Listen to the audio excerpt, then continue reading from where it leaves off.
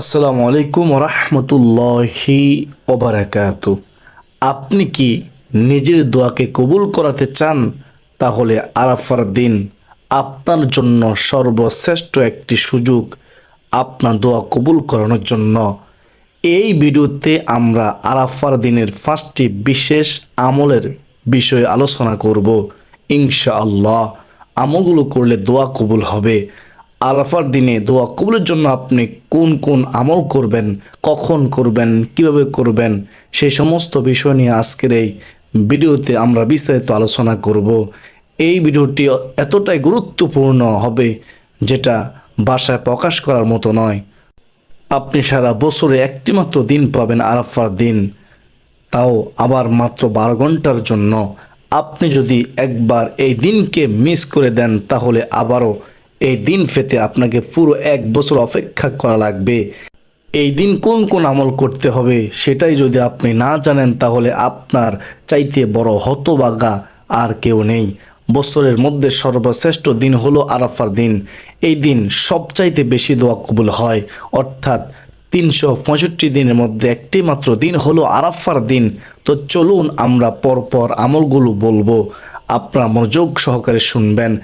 আর না হলে একটা খাতা কলম নিয়ে বসুন, খাতা কলমে নোট করে ফেলুন, কারণ অনেক গুরুত্বপূর্ণ বিষয় তো মনে নাও থাকতে পারে। তাই খাতা কলম নিয়ে বসলে পরপর আপনারা নোট করে নেবেন আমলগুলো, তাহলে ইনশাআল্লাহ মনে থাকবে। আরাফার দিনের সর্বশ্রেষ্ঠ যে আমল, 1 নম্বরে যে আমল, সে আমলটি সম্পর্কে চলুন আমরা হাদিস থেকে জেনে আসি। এই হাদিসটি হলো সুনানে আত-তিরমিজির 3585 নম্বর হাদিস। এই হাদিসের মধ্যে রাসূলুল্লাহ সাল্লাল্লাহু আলাইহি ওয়াসাল্লাম বলেছেন, আরাফাতের দিনের দোয়াই উত্তম দোয়া। আমি ও আমার আগের নবীগণ যা বলেছিলেন তার মধ্যে সর্বোত্তম কথা, লা ইলাহা ইল্লাল্লাহু ওয়াহদাহু লা শারীকা লাহু লাহুল মুলকু ওয়া লাহুল হামদু ওয়া হুয়া আলা কুল্লি শাইইন কাদির। তাহলে আরাফাতের দিনে 1 নম্বর যে আমলটি আমাদেরকে করতে হবে বা সর্বশ্রেষ্ঠ আমল যেটি, সেটি হলো দোয়া করা। মনে রাখবেন, আরাফাতের দিনের দোয়াই হলো সর্বশ্রেষ্ঠ এবং উত্তম দোয়া। তাহলে আরাফাতের দিনে আমাদেরকে সবচেয়ে বেশি যে আমলটি করতে হবে সে আমলটি হচ্ছে দোয়া করা, এবং দোয়ার মধ্যে সর্বশ্রেষ্ঠ যে দোয়া সেই দোয়াটি পাঠ করা। যে দোয়াটি আমরা আগে বললাম, নির্দিষ্টভাবে কতবার পড়তে হবে সেটা বলতেছি না, যত বেশি পারবেন তত বেশি এই দোয়াটি আমল করতে হবে। সূর্য ওঠা থেকে নিয়ে সূর্য ডুবা পর্যন্ত পুরো দিনটাই আমাদেরকে এই দোয়াটি বেশি বেশি পাঠ করতে হবে। আরাফাতের দিনের দ্বিতীয় যে গুরুত্বপূর্ণ আমলটি আমাদেরকে করতে হবে সেটি হচ্ছে সিয়াম পালন করা বা রোজা রাখা। এ বিষয়ে হাদিসের মধ্যে রাসূলুল্লাহ সাল্লাল্লাহু আলাইহি ওয়াসাল্লাম বলেছেন, এই হাদিসটি সহিহ আল মুসলিমের 1162 নম্বর হাদিস।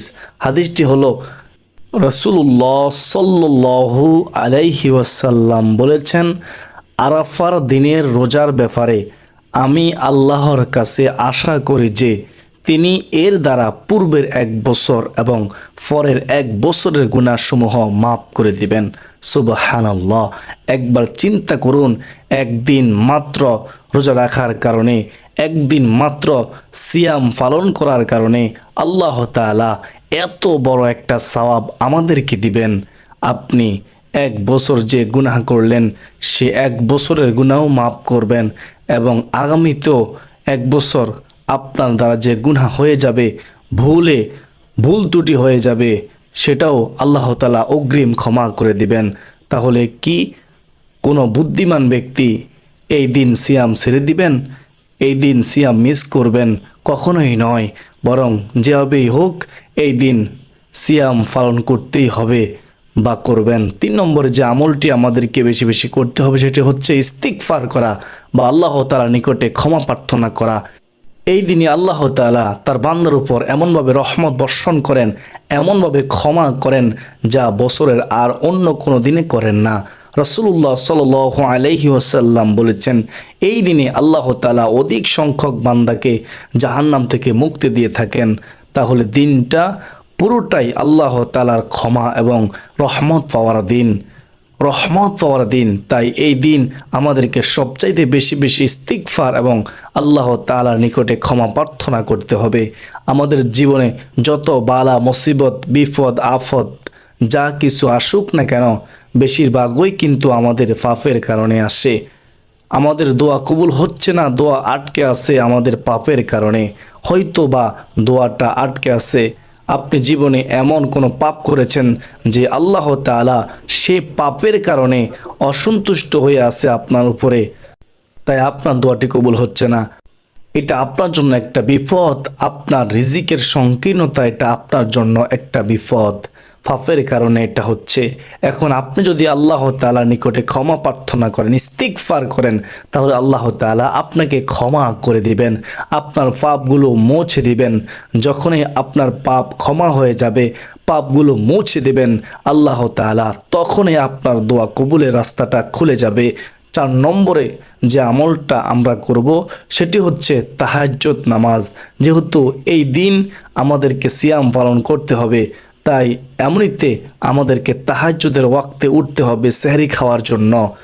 যখন আমরা সেহরি খাওয়ার জন্য উঠব, তখনই আমরা 2 রাকাত 4 রাকাত 6 রাকাত 8 রাকাত তাহাজ্জুদের সালাত আদায় করে নেব নিজের সামর্থ্য অনুযায়ী যতটুকু পারবো। যেহেতু আরাফার মতো বিশেষ গুরুত্বপূর্ণ সর্বশ্রেষ্ঠ একটা দিন আমরা শুরু করতে যাচ্ছি, তাই তাহাজ্জুদ দিয়ে যদি আমরা দিনটা শুরু করি, তাহলে পুরো দিন দোয়াতে মনোযোগী হতে পারবেন, ইবাদতে মনোযোগ দিতে পারবেন, মন ফ্রেশ থাকবে এবং শরীর স্ট্রং থাকবে। তাই আমরা আরাফা দিনটা তাহাজ্জুদ দিয়ে শুরু করব। তাহাজ্জুদের সালাত শেষ হয়ে গেলে ফজরের সালাতটা টাইম মতো আদায় করে নেবেন। ফজরের সালাতের পূর্বে যে 2 রাকাত সুন্নতে মুআক্কাদা আদায় করতে হয় সেটা অবশ্যই আদায় করবেন। ফজরের সালাত হয়ে গেলে সূর্য ওঠা পর্যন্ত এই পুরো সময়টা ঘুমাবেন না। মনে রাখবেন, আরাফার দিন বছরে আপনি একটি মাত্র দিন পাচ্ছেন, তাই একটু ঘুমিয়ে নেই, একটু রেস্ট করে নেই, একটু ঘুমিয়ে নেই, এটা কখনোই ভাববেন না। ঘুমানোর জন্য সারা বছর পড়ে আছে। তাই আরাফার দিনটা কোনোভাবেই অলসতা করে কাটাবেন না। ফজরের পর থেকে সূর্য ওঠা পর্যন্ত এই সময়টা তাসবিহ তাহমিদ তাহলিল এবং তাকবীর পাঠ করবেন। তাসবিহ সুবহানাল্লাহ, তাহমিদ আলহামদুলিল্লাহ, তাহলিল লা ইলাহা ইল্লাল্লাহ, তাকবীর আল্লাহু আকবার। এগুলো যদি একত্রিতভাবে বলি তাহলে সুবহানাল্লাহ ওয়ালহামদুলিল্লাহ ওয়ালা ইলাহা ইল্লাল্লাহু আল্লাহু আকবার, এই জিকিরটি করবেন সূর্য ওঠা পর্যন্ত। এরপরে যখন সূর্য উঠে গেল তখন তো প্রপার আরাফার দিন শুরু হয়ে গেল। তখন আপনাকে আমলের বিষয়ে আরও বেশি সতর্ক হতে হবে। যদিও দিন শুরু হয় সুবহে সাদিক থেকে নিয়ে, তারপরেও যখন সূর্য উঠে গেল তখন তো প্রপার দিন শুরু হয়ে গেল। অন্যান্য দিনে আমলের ক্ষেত্রে আমরা সূর্য ওঠার পরে একটু রেস্ট করতে বলি, কিন্তু আরাফার দিনে সেটা মোটেও নয়। যদি ঘুমের কারণে শরীর অনেক ক্লান্ত লাগে বা ক্লান্তি বোধ করেন, তাহলে গোসল করে নিতে পারেন। গোসল করলে ঘুম ঘুম ভাবটা কেটে যাবে, শরীর অনেক ফ্রেশ লাগবে এবং দোয়াতে মনোযোগী হতে পারবেন। আর যদি ঘুম ঘুম ভাব না থাকে, শরীরে ক্লান্তি না থাকে, তাহলে সুন্দর মতো অজু করে নেবেন, সুন্দর পোশাক পরবেন, একটু আতর বা সুগন্ধি ব্যবহার করবেন, একটু জায়নামাজটা হাতে নেবেন। এরপরে এমন একটা জায়গা বেছে নেবেন যে জায়গাতে আপনাকে কেউ ডিস্টার্ব করতে যাবে না। যদি আপনি পুরুষ হয়ে থাকেন, ভাই হয়ে থাকেন, তাহলে মসজিদ আপনার জন্য সবচেয়ে নিরাপদ জায়গা, অথবা আপনার বেডরুমও হতে পারে। আপনার জন্য যে জায়গাটা নিরাপদ মনে হবে সেই জায়গাটা আপনি বেছে নেবেন।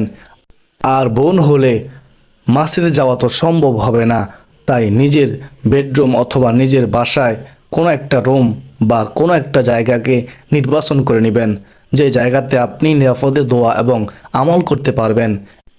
এমন একটা জায়গা আপনি নির্বাচন করে নেবেন, বেছে নেবেন।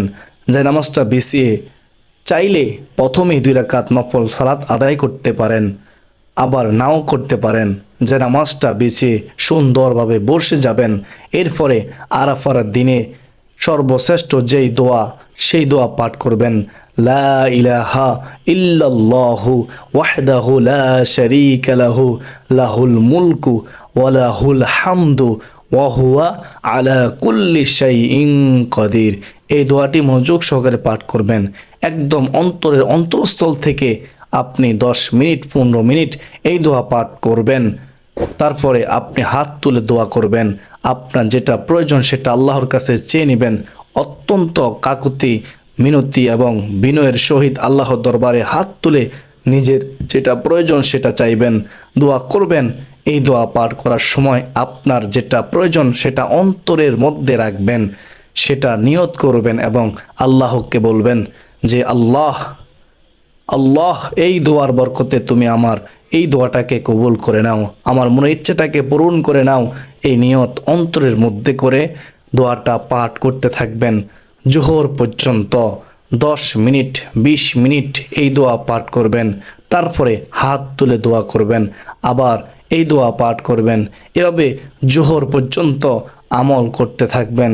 এর মাঝে যদি বিশেষ কোনো কাজ থাকে তাহলে অবশ্যই কাজ করতে হবে, কিন্তু খেয়াল রাখতে হবে সময়টা যেন অপচয় না হয় বা হেলায় যেন সময়টা কেটে না যায়।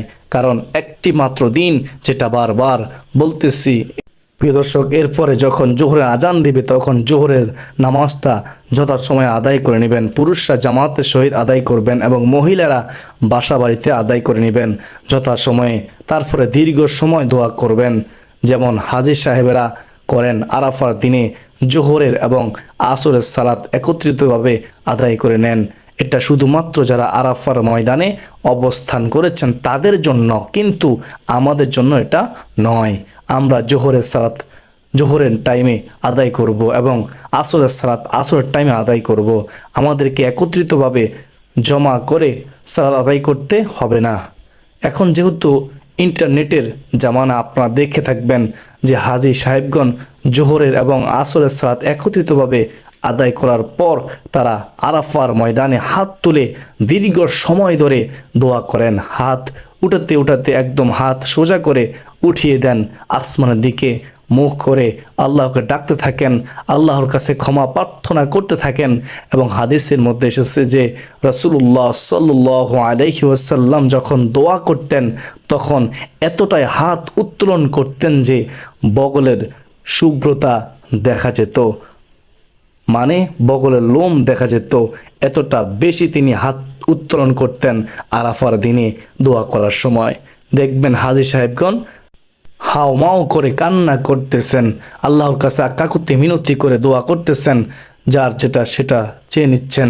যেহেতু আল্লাহ তাআলা তাদেরকে তৌফিক দিয়েছেন তাই তারা সেখানে গিয়েছেন, আমরা তো যেতে পারিনি, তাই আমরা বাড়িতে বসে বসে দোয়া করব।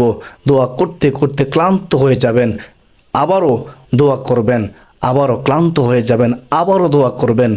যেভাবেই হোক আল্লাহর কাছে আপনার যেটা প্রয়োজন সেটা চেয়ে নিতেই হবে। সত্যি সত্যি যদি কান্না না আসে তাহলে কান্না করার ভান করে দোয়া করবেন। অনেক দিনই ভাই বোন আছেন যে অনেক কিছুই প্রয়োজন কিন্তু দোয়া করার সময় গিয়ে সব কিছু ভুলে যান, তাদেরকে বলবো একটা কাগজে অবশ্যই লিস্ট করে নেবেন। দোয়া করার সময় হাতের তালুতে সে কাগজের তালিকাটা রেখে দিবেন এবং একটা একটা করে দেখে দেখে আল্লাহর কাছে চাইবেন। আল্লাহকে বলবেন কাকুতি মিনতি করে, আল্লাহর গুণবাচক নামগুলো দিয়ে দিয়ে দোয়া করবেন। যেমন বলবেন ইয়া রহমানু ইয়া রহিমু, আপনি তো দয়াবান, আপনি তো শ্রেষ্ঠ দয়াবান, আপনি তো করুণাময়, আপনি আমার দোয়াটাকে কবুল করুন, আপনি আমাকে ক্ষমা করুন, আপনি আমার উপরে রহম করুন। বলবেন ইয়া গফফারু, আপনি তো ক্ষমাশীল, আপনি আমাকে ক্ষমা করুন। এভাবে আল্লাহর গুণবাচক নামগুলো দিয়ে দোয়া করবেন এবং দোয়া শুরুতে আল্লাহর প্রশংসা দিয়ে দোয়া শুরু করবেন। তারপরে অনেক বেশি দুরূদ শরীফ পাঠ করবেন। তারপরে আপনার যেটা প্রয়োজন সেটা আল্লাহর কাছে বারবার বলবেন মুনাজাতের মধ্যে। তারপরে আবারও দুরূদ শরীফ দিয়ে দোয়া শুরু করবেন। দুরূদ শরীফ দোয়ার মধ্যে একটু বেশি বেশি পড়বেন। এভাবে জোহর থেকে নিয়ে আসর পর্যন্ত দোয়া করবেন। তারপরে আসরের আজান দিলে আসরের সালাত আদায় করে আসরের পর থেকে নিয়ে মাগরিব পর্যন্ত দোয়া করবেন। যেমনটা প্রথমেই বললাম যে দোয়া করতে করতে যখন ক্লান্ত হয়ে যাবেন, তারপরে দোয়া শেষ করে এই দিনের যে শ্রেষ্ঠ দোয়া সেই দোয়াটি পাঠ করবেন। লা ইলাহা ইল্লাল্লাহু ওয়াহদাহু লা শারীকা লাহু লাহুল মুলকু ওয়া লাহুল হামদু ওয়া হুয়া আলা কুল্লি শাইইন কাদির। এই দোয়াটি বেশ কিছুক্ষণ পাঠ করবেন, তারপরে আবারও দোয়া করবেন। এভাবে এই দিনটা পুরোটাই আমল করবেন। আর আল্লাহর নিকটে সুধারণা রাখবেন যে আল্লাহ তাআলা অবশ্যই আপনার দোয়াটা কবুল করে নেবেন, আপনাকে ক্ষমা করে দিবেন। এই দিন সম্পর্কে যদি আপনাদের কোনো প্রশ্ন থাকে তাহলে অবশ্যই ভিডিওর নিচে কমেন্ট করে জানাবেন। তবে একটা বিষয় অবশ্যই মনে রাখবেন, এটা জাস্ট একটা আমলের রুটিন বলে দিলাম আপনাদেরকে, যাতে করে আপনারা সুন্দর মতো অল্প সময়ে আপনারা আমলগুলো করতে পারেন। এমনটা কখনোই ভাববেন না যে এর চাইতে কম বা বেশি করলে গুনাহ হবে। এমনটা যদি ভাবেন তাহলে গুনাহ হবে। আপনাদের সুবিধার জন্য একটা রুটিন বলে দিলাম। আমরা আরও হাদিস থেকে যে আমলের কথাগুলো বললাম, সে আমলগুলো হাদিসে যেভাবে বলা আছে সেভাবে করবেন। এবার বোনদের জন্য একটা বিষয় বলে রাখি, অনেক বোন এমন থাকবেন এই দিনে যে এই দিনের মধ্যে তাদের পিরিয়ড থাকবে বা পিরিয়ড অবস্থায় তারা থাকবেন। তারা যেহেতু সালাত আদায় করতে পারবেন না, সিয়াম পালন করতে পারবেন না, তাই তারা এই দিনের বাকি যে আমলগুলো আছে সে আমলগুলো করবেন, কোনো সমস্যা নেই। এই দিনের যে বিশেষ দোয়া সেটাও পড়তে পারবেন, দুরূদ শরীফ পড়তে পারবেন, ইস্তিগফার পড়তে পারবেন, যে নামাজের উপরে বসতে পারবেন, কোনো সমস্যা নেই। আর যে নামাজে যদি কোনো নাফাক বস্তু লেগে যায় তাহলে অবশ্যই যে নামাজটাকে সুন্দরভাবে পরিষ্কার করে নিতে হবে। কিন্তু আমল করতে পারবেন, দোয়া করতে পারবেন, কোনো সমস্যা নেই। পরিশেষে আল্লাহ তাআলার নিকটে দোয়া করি, আল্লাহ তাআলা যেন আমাদের সকলকে এই দিনে যথাযথভাবে আমল করার এবং দোয়া করার তৌফিক দান করুন, আমিন। আজকে এ পর্যন্তই। যারা ভিডিওটি শেষ পর্যন্ত দেখেছেন সকলে শেয়ার করে দেবেন ইনশাআল্লাহ। ওয়া মা আলাইনা ইল্লাল বালাগ। আসসালামু আলাইকুম ওয়া রাহমাতুল্লাহি ওয়া বারাকাতুহু।